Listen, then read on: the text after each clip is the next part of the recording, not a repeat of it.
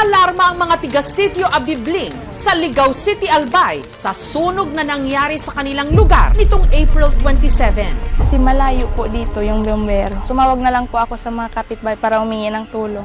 Sisi po mamista yan. Magpagulan sa ng balay. Alas tupok na lahat. Ang may-ari ng bahay na nasusunog, nanlumo na lang daw si Alan Padua na mas kilala nating lahat bilang ang dating artista na si Mura.